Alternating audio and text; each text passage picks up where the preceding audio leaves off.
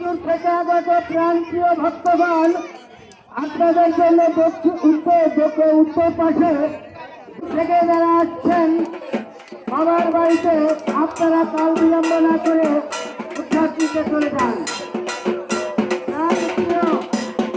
ভক্তগণ সুদূর থেকে